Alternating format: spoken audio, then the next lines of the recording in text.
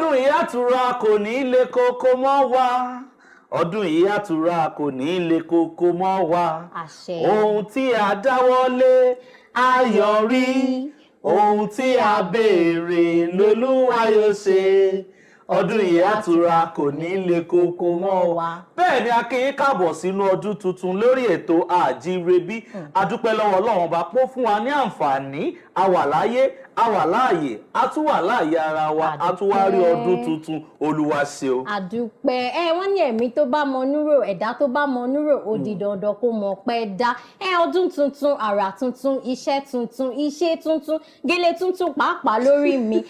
kú déédéé wòyí ṣàlàáfíà làbá yín ipòkípò tí ẹ bá wà ẹ jẹ́ kí a ṣe kí ni ká ṣọpẹ́ tiwa torí pé ẹ̀mí ti rí ọdún tuntun. Ọlámìjí ọmọlá ọmọ bíbí inú Eléwùrẹ́ aya tèmi yémi lórúkọ tèmi èmi lọmọ nírẹsà ìkan dúdú ìkan pupa dúdú lẹ̀gbọ́n pupa làbúrò ìkan ń gbé nílé ìkan ń gbé lóko ọmọ àjèjì ọwọ́ kan ògbẹ́rù dórí. Ìdẹ́sẹ̀ orúkọ tèmi gò tí ì yípadà kò dẹ̀ ní yípadà nínú ọdún yìí tó bá tiẹ̀ máa yípadà fúnre náà ni. Ambassador Bámidélé Olúwaṣọmọ Fágbọyọ̀ ọmọ kàkà kádàápọ̀ oníkálukú amú tiẹ̀ lọ́tọ̀ọ̀tọ̀ ọmọ wọn ní ìlú Èkì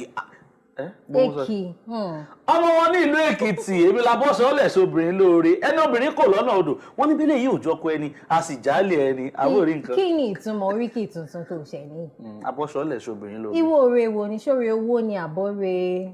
oríṣiríṣi oore. àwọn oríkì ìṣìnà ṣíṣe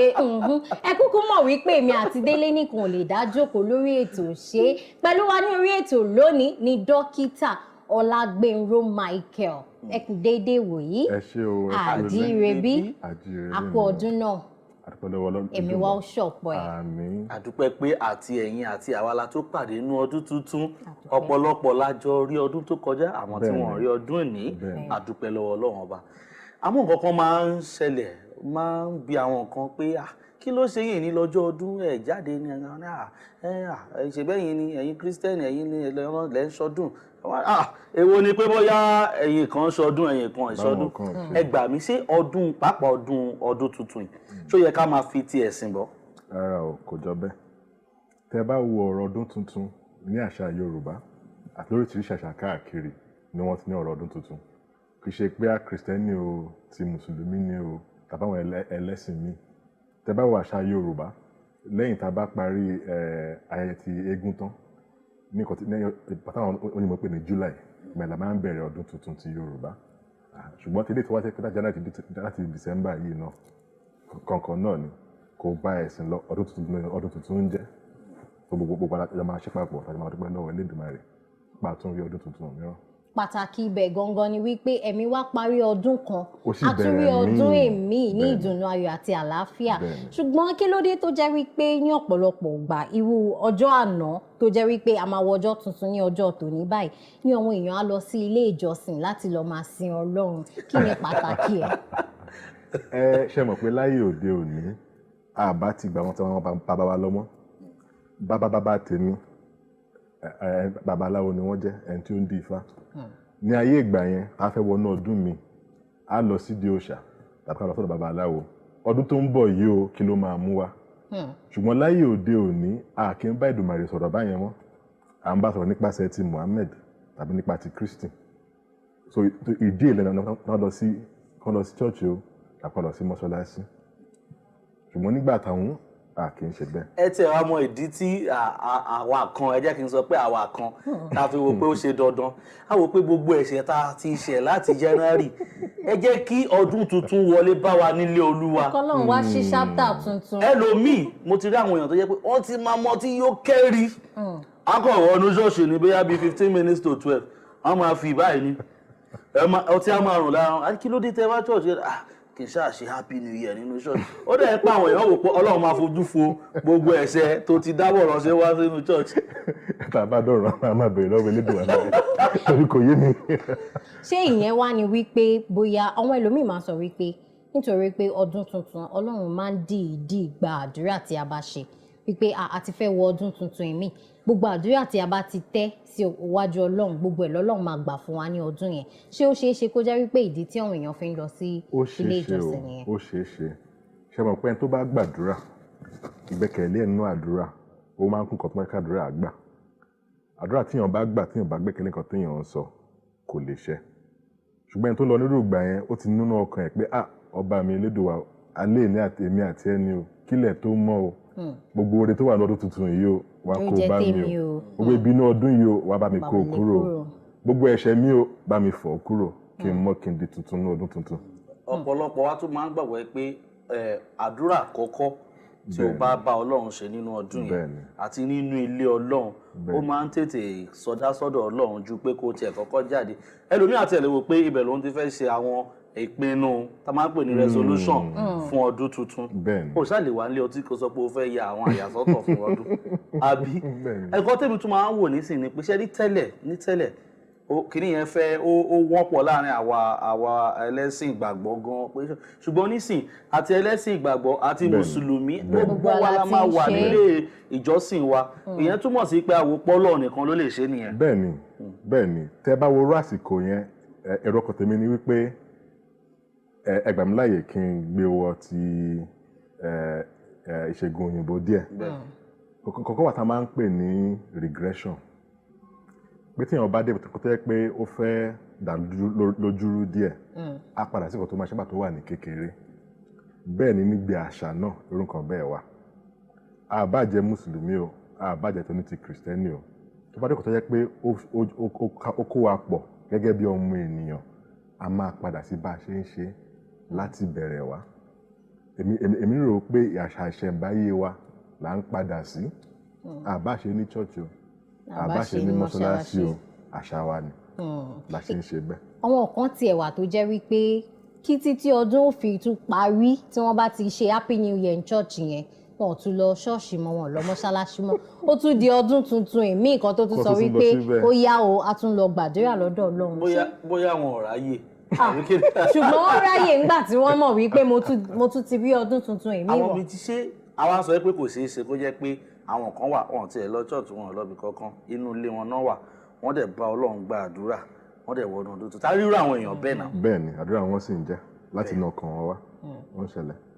kò ṣe dandan wípé ó dìgbà tá a bá dé church àbí tá a bá dé mọ́ṣáláṣí àwọn àkáǹtì ẹ̀ tí wọ́n tó tiẹ̀ jẹ́ pé eléyìí tá a máa ṣe nǹkan tá a máa ṣe new year resolution tá a máa sọ wípé ọdún yìí mo gbọ́dọ̀ jò ọdún yìí mo gbọ́dọ̀ ra mọ́tò tuntun ọdún yìí mo gbọ́dọ̀ kọ́lé báyìí mo gbọ́dọ̀ ṣe gbogbo ẹ̀ ìyẹn ń kọ́ ṣé ó máa ń ṣiṣẹ́ ní ọ̀pọ̀lọpọ̀ ọgbà abẹ́yìn ò tiẹ̀ kí n máa ṣe ń tin. a tó bí 30 ọdún tí mo ti gbìyànjú ẹgbẹ́. ó ti pẹ́. ó ti pẹ́ ṣùgbọ́n téèyàn bá lẹ́ni tó ń gbèyàn gbà téèyàn bá ń ṣe tá a bá ní bàbá tàbí ìyá tàbí ọ̀rẹ́ tó wà ń bẹ́ ń gbà yẹn tó gbọ́n kan tá a sọ tó tún bẹ̀rẹ̀ wá pé ọ̀rọ̀ tó sọ ń jọ sí oṣooṣì ń bá lọ bẹ́ẹ̀ o bóyá o lè ṣiṣẹ́ ṣùgbọ́n tí bá sọ ọkọ̀ mi lásán nínú church mo bọ́ta tí mo wọ seat belt mo gbà tí mo dún drive. nínú ọdún ìmọ̀ máa lo seat belt ibi tó bá ṣe kúrò ní church ibi tó ti ń kánjú. ṣé o lò ń jọ yẹn. báwo èèyàn bíi tèmi mo máa ń kọ́ mo dẹ̀ máa ń rí wípé mo máa ń ṣiṣẹ́ lórí ẹ̀. fún àpẹẹrẹ ní ọdún tó kọjá mo sọ fún ẹ̀yin tẹ́ bá gbọ́ lórí ètò pé mo fẹ́ jó sí tẹ́ bá rí mi kẹ̀rí wípé mo ti délé. mo ní wọ́n á rí wípé mo ti jò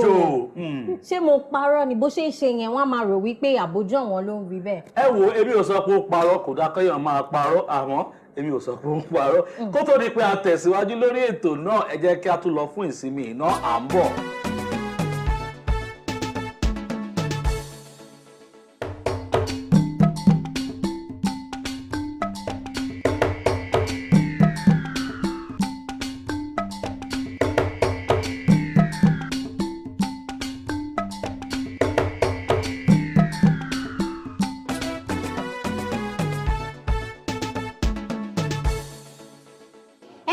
padà orí ètò Àjírebí náà láṣìwà mo lérò wípé ẹ̀yin náà ń gbádùn ọdún tuntun yìí pẹ̀lú wa ẹ kú ìkàlẹ̀. ẹ kú ìjókòó. tí a bá ní kí a wò ọ̀pọ̀lọpọ̀ ohun èèyàn ni wọ́n máa ń sọ wípé oṣù January tí a wà nínú ẹ̀ ni oṣù tó gùn jù ní gbogbo ọdún yìí tá bá dẹ̀ béèrè pé kí ni ìdí wọ́n ní oṣù tí ó jẹ́ wípé kí a tó rí ọ̀sẹ̀ kan sọ́sẹ̀ méjì kò sówó mọ́ a ti ń yáwó ń bí a ti ń yáwó lọ́hùn báwo la ṣe lè ṣe láti rí wípé à ń tọ́jú àdẹ̀ ń rí wípé ìbá owó tí ó bá wà lọ́wọ́ wa ó ń gbé wa kanlẹ̀ oṣù. nǹkan yẹn ó pín sí bí ọ̀nà 2 sí 3 ẹ mọ̀ pé ní ẹlẹ́kìnní náà gẹ́gẹ́ bí orílẹ̀-èdè Nàìjíríà tẹ́ bá wo bọ́jẹ̀tì wa wọn kì í tètè sọ dòfin tí ò bá sì tí ì dòfin owó ò ṣe é ná síta bí ò bá ṣe ná síta ẹ̀tọ́ àwọn òṣìṣẹ́ ìjọba kò ṣeé san tíyẹn ò bá dẹ̀ wá ńkọ́ àwọn èèyàn ní lówó tó máa ná ṣùgbọ́n gbàtà ti mọ̀ pé bẹ́ẹ̀ ló ṣe máa ń rí o pé àṣà ìjọba wa nílẹ̀ tiwa nìyẹn o ó máa wá di pé ká bẹ̀rẹ̀ sí máa fowó pamọ́ bó ṣe yẹ báyìí lóṣooṣù là ń fi pamọ́ ni o bó ṣe wípé tó bá ti ń di bíi September October ká lọ máa rẹ ewúrẹ́ tá a máa sìn lẹ́yìn ìkúnlé wa adìẹ tá a máa sìn lẹ́yìn ìkúnlé wa tẹ́pẹ́ àdé máa fìbẹ̀ lọ máa ra adìẹ àti ewúrẹ́ ní December 25 àbí 24 pé tó bá di pàjáwìrì ìyẹn ọ̀nà kan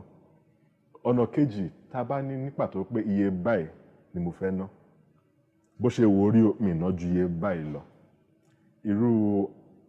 àwa tá a ní ayánlé báyìí a lè fún ìyàwó níwó pé ní December owó tá a máa ná lélẹ́ yìí o má bí mímọ́ o kò sówó mi ńlẹ̀ mọ́ o tẹ́lẹ̀ bá tán àmú gàrí ẹ̀ náà nìyẹn ọ̀nà tó mi rò pé. àwọn ṣe ẹ mọ̀ pé ọ̀pọ̀lọpọ̀ ìgbà ìdí tó fi máa ń jẹ́ pé kò ń sówó lọ́wọ́ wa níbẹ̀rẹ̀ ọdún yìí ni pé ìnáwó wa ti máa ń pọ̀ jù nígbà ọdún àwọn ìgbà ọdún iléyá ni Christmas ni ìtìbí ni tọ̀hún ni èmi wò pé ká ní a máa ń ní èròǹgbà àjẹṣẹ́kù káwò pé ṣé dandan ẹlòmíì ẹ lọ wò ní December kò sí owó tí ò ná tán kò sí aṣọ tí ò rà kò sí àwa di January àwa sọ pé ìjọba ò san owó fún ṣé à lè máa ṣẹ́ díẹ̀ kù nù kíní yẹn ni pé dandan tá a bá fẹ́ jẹ adìyẹ 4 ká jẹ 2 ká tọ́jú owó 2 fọjọ́ iwájú. bẹ́ẹ̀ni. àmọ́ ọ̀pọ̀lọpọ̀ wọ́n rà ń pé kíní yẹn ọdún yẹn ló máa ń kó sí wa lórí tá a fi ń ronú lọ sápá abẹ yẹn. tẹ bá tún wò tẹ bá tún fọ̀nà míì wò nígbà ọdún àwọn náà kan wà tẹ́pọ̀ máa ń jẹ tẹ́ pé èèyàn ò ní lè ṣàkíyèsí ẹ̀ á ti wá kéèyàn tó mọ̀ pò ń bọ̀ irú nǹkan báyẹn ó yẹ kéèyàn tún fowó díẹ̀ pamọ́ pé nǹkan tí mi rò tẹ́lẹ̀ o tó bá délẹ̀ o kí ni mo máa ṣe o. ṣòwò ṣe é fi pamọ́ mi jí. pẹ̀lú gbogbo èyí tá a tiẹ̀ ń sọ wípé ká fi owó pamọ́ yìí ìyẹn tún jẹ́ apá àbìkan wípé nǹkan máa ń wọ́n sí nígbà ọdún kan nítorí pé ọ̀pọ̀lọpọ̀ gbọ́wọ́ nǹkan tó tiẹ̀ ti lérò rí pé oye báyìí ló ń tẹ̀lé nígbà tó bá máa dọ́jà ó tún ti gbọ́wọ́ lórí ìyẹn náà tún kọ́. ṣòbí torí ẹ̀ làwọn ṣe sọ pé tó bá jẹ́ pé àgbò lẹ máa ń pa o lè ti ra àgbò yẹn ní bíi September àbí August bó ṣe kékeré ló fi rà. tó bá wá gbé mọ́ ẹ lọ́wọ́ ńgbà tó ti di bọ̀gìnì ńkọ́ ká má tiẹ̀ wá lọ gbé bí ọjọ́ kan àbọ̀jọ́ méjì sọ́jọ́ ọdún. ẹ ṣe wá lọ́dọ̀ ṣe dọ̀dọ̀ wa ni kò jàgbò ní tó bá mọ̀ yìí pé torí tá bá wọnú ọdún tuntun nísìn tó dẹ̀ mọ̀ pé kò síbi tán ti máa tètè sanwó wàá dẹ̀ ṣe níwọ̀nba ìwọ̀ntúnwọ̀nsì ni mo rò kó yẹ kí gbogbo ẹ̀ jẹ́ ìwọ̀ntúnwọ̀nsì ká má jẹ́ kí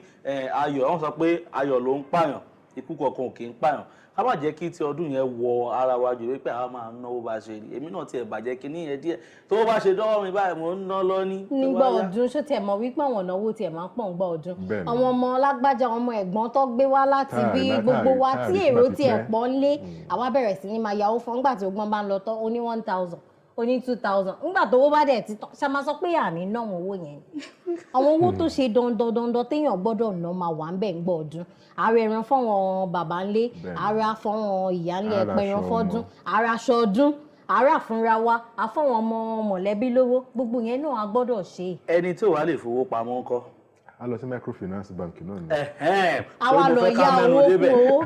ṣé pé kó máa fi owó tọ́jú sọ́wọ́ àwọn èèyàn ní àbíbá. kó máa fi ṣe bẹ́ẹ̀ ilé báńkì kékèké tó pè ní community bank àwọn microfinance bank lẹ́yìn ìyẹn àtúntò àwọn tó máa ń gbàjọ èèyàn lè máa dájọ iléyá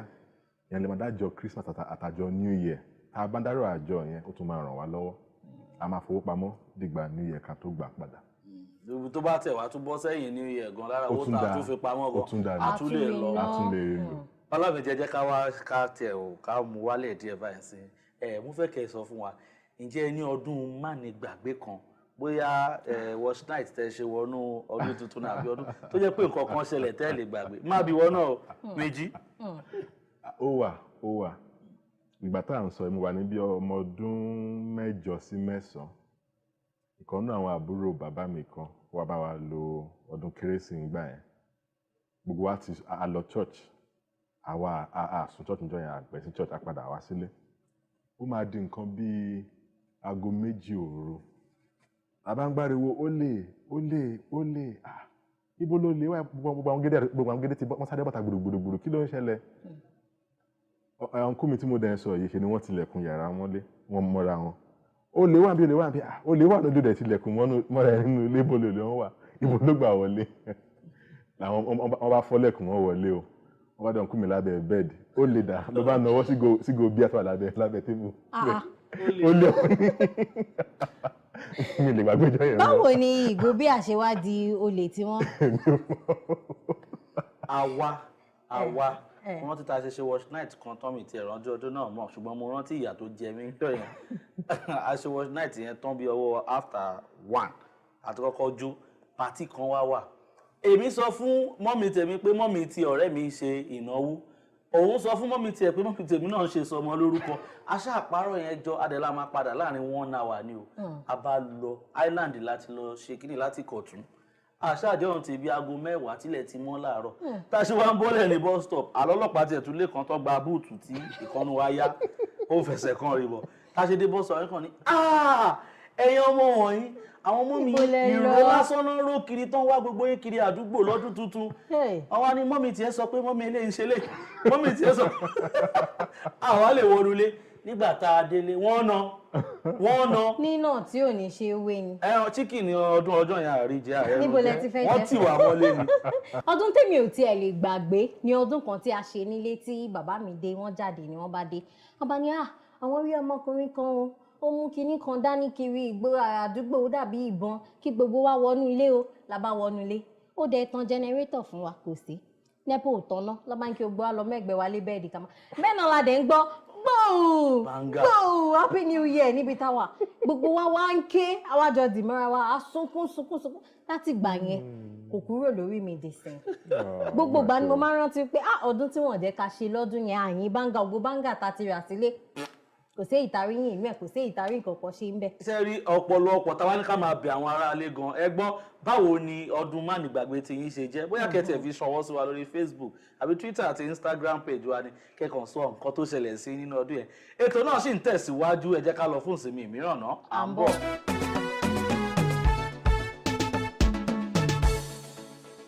káàbọ̀ padà orí ètò Àjírebí náà láṣìwà ṣé ẹ̀yin náà ń gbádùn wá ṣẹ̀dẹ̀ fi ọkàn àti ẹ̀mí ń bá wa lọ ẹ kú ìjókòó dókítà Michael. ẹ ṣé o. ọdún tuntun tí a wọ̀ yìí báwo ni a ṣe lè ṣe tí a máa rí wípé à ń gbé ìgbé ayé àlàáfíà àti wípé ṣé nǹkan tí a máa ń pè ní medical check-up yẹn ni pé ká máa lọ fún àyẹ̀wò ara wa ní ìgbàkúùgbà ṣé nǹkan tó ṣe pàtàkì ni kí ni àǹfààní ẹ̀.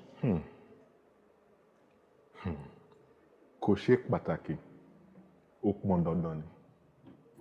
ó pọn dandan mo fẹ́ kẹ́ ẹ wò láti irú ìṣègùn òyìnbó tèmi ń ṣe à ń pè ní histopathology àwa la máa ń yẹ òkú èèyàn wò láti sọ pé kí ló fà á tí ẹni fi kú nǹkan tó mo dẹ̀ ṣàkíyèsí ni pé púpọ̀ àwọn èèyàn tẹ́ pé wọ́n ń kú yìí nǹkan tó ń pa wọ́n láti bẹ̀rẹ̀ nǹkan chínkínní ni ká ní pé wọ́n lọ fún medical check-up wọ́n máa rí aláwọ̀ tó máa sọ wípé orí fọ́ wọn lénìí ó fọ́ wọn lọ́la wọ́n ara lábùkún wọ́n ara panadol ẹnìyẹn bóyá ó ní high blood pressure ni o kò mọ̀ bóyá ó ní àrùn jẹjẹrẹ nínú ọpọlọ ni kò mọ̀ bóyá ó ní kan mímbo míì ni kò mọ̀ lóòótọ́ àwọn dókítà wa wọ́n ṣe babaláwo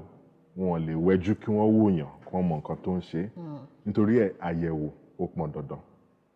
irú àyẹ̀wò yìí ó pín sí oríṣiríṣi àyẹ̀wò ọmọ tá ṣẹ̀ṣẹ̀ bí ó wà ń bẹ̀ àyẹ̀wò ọmọ tó yẹ pé kò tíì pé ọmọ ọdún 5 tàbí ó ṣẹ̀fẹ̀ bẹ̀rẹ̀ iléèwé ó wà ń bẹ̀ tó sì pọn dandan àyẹ̀wò ọmọ tó ti wọ́n tá pè ní teenage ó wà ń bẹ̀ àyẹ̀wò pé mo fẹ́ wọ iléèwé tàbí mo ń jáde kúrò níléèwé ó wà ń bẹ̀ àyẹ̀wò ti pé mo ṣẹ̀fẹ̀ bẹ̀rẹ̀ iṣẹ́ o ó tún wà ń bẹ̀ nítorí pé kí ni ó láwọn tẹ́ pé wọ́n ní bí àìlera kínkìnkín kí ẹ kí n fi rí èmi báyìí ṣàpèjúwe mò ń wọ ìgò ojú yìí tí n bá ń wọ irú ìgò ojú báyìí ó láwọn ọṣẹ tẹ́ pé bóyá mi lè ṣe ni o tàbí tí n bá ń ṣe á mú àìlera wá tàbí iṣẹ́ mi lè ṣe dáadáa tẹ́ bá ní pé kí n máa ṣiṣẹ́ bóyá bíi ṣé wàá sọ pé bíi driver ń sìn tí mo lè máa rọ ọ̀kan tààrà mo lè fa accident tí máa ṣe irú iṣẹ́ tí mo ń ṣe ti àwọn pathology tí mo ń sọ yìí tá máa wọnú microscope fúngbà pípẹ́ ó tún ní nǹkan tó ń fà wá so ó ṣe pàtàkì pé tí a bá fẹ́ bẹ̀rẹ̀ iṣẹ́ o kó lọ ṣe àyẹ̀wò ní gbogbo ìpele tí èèyàn bá ń dé kí èèyàn ṣe àyẹ̀wò ó tún wá ṣe pàtàkì wípé tí èèyàn bá ti ń wọ ipò àgbà bí èèyàn ti ń jẹ́ nǹkan bí ọmọ 20 ọdún sókè ó yẹ kí èèyàn máa ṣe àyẹ̀wò nítorí wípé àwọn àìsàn kan wà tí ò kí ń farahàn dáadáa àwọn àìsàn bíi diabetes àwọn àìsàn bíi ẹ̀jẹ̀ ríru tá à ń pè ní hypertension àwọn oríṣiríṣi cancers jẹjẹrẹ tó pọ̀ káàkiri tí ò lóǹkà àti pé láti ru ọjọ́ orí báyẹn àtọkùnrin àtobìnrin o àwọn tó mutí àwọn tó mu sìgá wọ́n mu sìgá ó sì láwọn nǹkan tí irú kan báyẹn tó ń ṣe nínú àgọ́ ara tẹ̀sí àbá yẹ̀ ẹ́ wò á lè rí màá fi ìtàn kan ṣe àpẹẹrẹ nǹkan tí mò ń sọ ní ibi ọdún mélòó kan sẹ́yìn obìnrin kan wà tó lọ sí ìlú Àbújá ó lọ kí ọmọ ẹ̀ tó ń ṣe youth service tá à ń pè ní NYSC ìgbà tó débẹ̀ ó ṣàrí pé òun bẹ̀rẹ̀ sí máa wúkọ́ ara ń gbóná wọ́n ní bóyá ní malaria wọ́n lọ sí pharmacy kan ní ẹ̀gbẹ́ wọn ní ilé wọn bẹ̀rẹ̀ wọ́n ra oògùn malaria ó lò ó ra Panadol ó lò fún bí ọjọ́ 2 sí 3 ó lọ bẹ̀rẹ̀ rẹ̀ yá ó dọ̀sẹ̀ tó ń bọ̀ ó tún bẹ̀rẹ̀ ṣùgbọ́n nísìnyí ó ń húkọ́ kò mí dáadáa mọ́ ó lọ sí ilé ìwòsàn wọ́n ní ó dà ní pé ó ní pneumonia mo bẹ̀rẹ̀ sí ní máa tọ́jú ẹ̀ ìgbà tó máa pè wá sí ọ̀dọ̀ tiwa ó ti fẹ̀mí lẹ̀ ó ti kú bàbá wa yẹ̀ wò obìnrin tí a ń sọ yìí ó ní cervical cancer tó ti lọ sí tinú nǹkan àṣírí obìnrin ó ti lọ sí gbogbo ara ẹ̀ eléyìí tó wà nù ìgbà àyẹ̀ ló ń fa ikọ́ ló ń fa gbogbo yẹn ká ní pé obìnrin yìí ti lọ rí dókítà níbi ọdún 5 sẹ́yìn tó kàn ṣe àyẹ̀wò abẹ́ ara fún lásán wọ́n á rí nǹkan tá à ń sọ yìí. ó dẹ̀ ṣe é ṣe kí ó ṣì wà láyé èdè sí. bí ìgbà wo ẹ̀yin gẹ́gẹ́ bí oníṣègùn òyìnbó bí ìgbà wo sí ìgbà wo ló dáa kí a máa ṣe ìyẹ̀wò ṣójoojúmọ́ ni ṣọ́sọ̀ọ̀sẹ̀ ni. ká ṣàṣọ pé ní ọdọọdún fún gbogbo wa ìgbà tá a bá wá lọ lórí nǹkan tí dókítà wa bá rí a wá lè fún wa ní àsìkò tá a lè máa padà àwọn kan ṣe pé ó yẹ ká máa ṣe bí ọdún mẹ́ta lọ́tà ń pè ní pap smear fáwọn obìnrin nítorí tí wọ́n pè ní cancer of the cervix àwọn ṣe pé ó yẹ ká máa ṣe lọ́dọọdún báwo ni ẹ̀dọ̀fóró báwo ni òróǹro báwo ni kídínì o báwo ni gbàláwo báwo ló ṣe ń ṣiṣẹ́ sí eyín wa tá a fi ń jẹun lójoojúmọ́ 2 lọ́dún yẹ ká máa rí dókítà eléyín kó bá wa wò ó kó bá wa nù kó bá wa wẹ̀ kó mọ́. Ọlámídé nǹkan tí mo sọ ó dàbí pé a máa ní láti tún gbé wọn padà wá sórí ètò kí a wá sọ̀rọ̀ àtọ́jú ara wa àti àyẹ̀wò ara wa lẹ́kùnrẹ́rẹ́ àmọ́ ṣe mọ̀ pé lẹ́ẹ̀ni èyí ni àyájọ́ ọdún tuntun ẹ̀dẹ̀ tí rí àkàrà òyìnbó ní wájú mi èmi kẹ̀dẹ̀rẹ́ mi fojú rí kíní tí a gbé kalẹ̀. ẹ jẹ́ kí a jọ darapọ̀ kí a jọ gé àkàrà òyìnbó yìí torí àwọn bọ̀dá wa jíjẹ jíjẹ. èmi ló ń bá wí yẹn Ọlọ́run ó yá sá. àkàrà òyìnbó láti kí gbogbo wa káàbọ̀ sínú ọdún tuntun ní happy new year náà la máa ṣe ọlọ́dún yìí á san wá sówó á san wá sọ́mọ á san wá sí àlàáfíà tí ṣe baálé ọrọ̀ àmín àṣẹ. ẹ jẹ́ ká wá lọ sí ọ̀dọ̀ Àníkẹ́ ká lọ mọ tó ṣẹlẹ̀ Àníkẹ́ kí ló ń ṣẹlẹ̀. káàbọ̀ sórí kí ló ń ṣẹlẹ̀ ẹ̀yin tèmi nílé lóko orúkọ mi bẹ́ẹ̀ ṣe mọ̀ òun ni Olúwafẹ́yìkẹ́mi ọmọ Àgbọ́lá èmi lọmọ olóbì wọ́wọ́ tiri wọ́ ọmọ olóbì wọ̀wọ̀ tiri wọ̀ ọmọ olóbì ayèdè ọmọ olóbì tó wọ̀ tó pé tó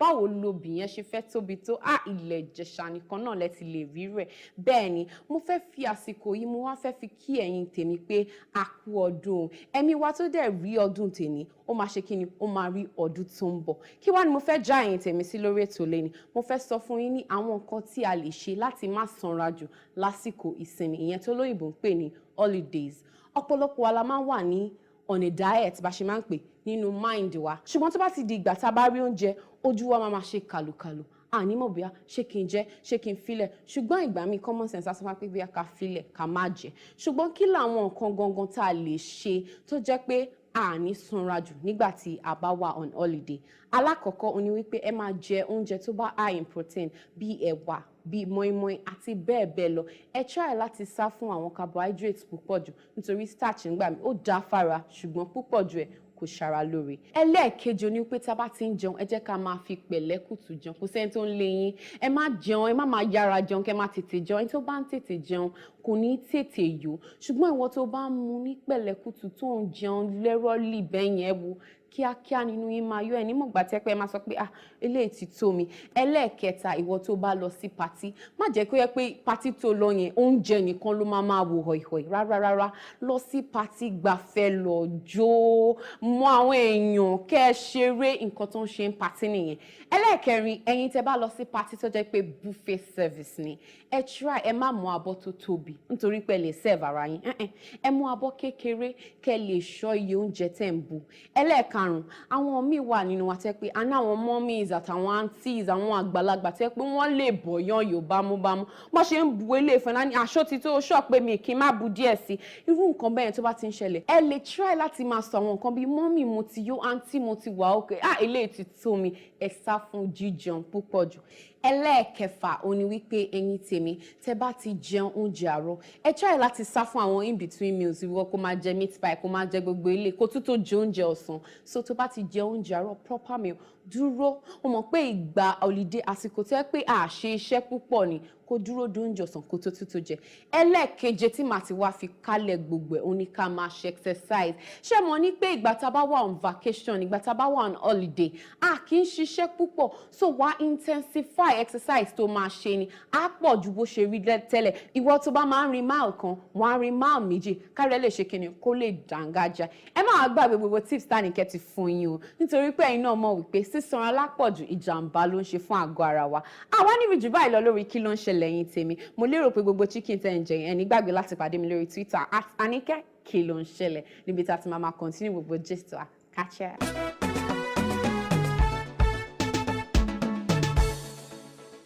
Ẹ káàbọ̀ padà orí ètò Àjíǹrere náà láṣìwà níbi tí a ti ń gé àkàrà òyìnbó tí a sì ti ń jẹ́ àdélé. Báwo ló ṣe máa ń ṣe báyìí gbogbo ayé ló ń wò ẹ́ lórí ètò ẹ dákun ẹ bá wa fi ẹnu bà nínú ẹ̀. ẹ ṣe o. Ó mọ̀ nǹkan tó tẹ ìyá mi lẹ́nu ìwọ àti Àníkẹ́ ọwọ́ tẹ fẹ́ gbé wá nú ọdún ìyàtọ̀ Àníkẹ́ dé fìlà sórí ìwọ yẹ gèlè gẹ́sì àló ti dé gèlè wa ẹ má wọrí tèmi náà máa ṣe ó máa yàtọ̀. Ẹ wo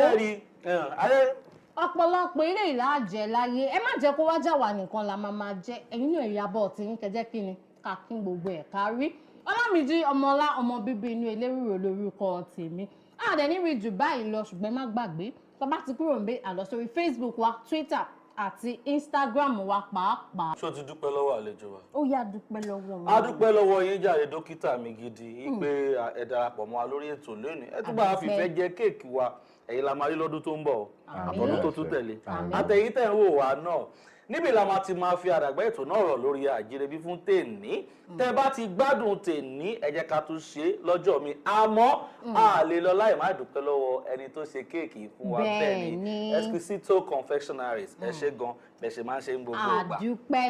dúpẹ́ àwálé wá dúpẹ́ náà títí di ọjọ́ mi ọjọ́ rẹ̀. Àwọn sọ̀rọ̀ Bámidélé Olúwaṣọmọ Fágbọ̀yọ̀ ó dàbọ̀.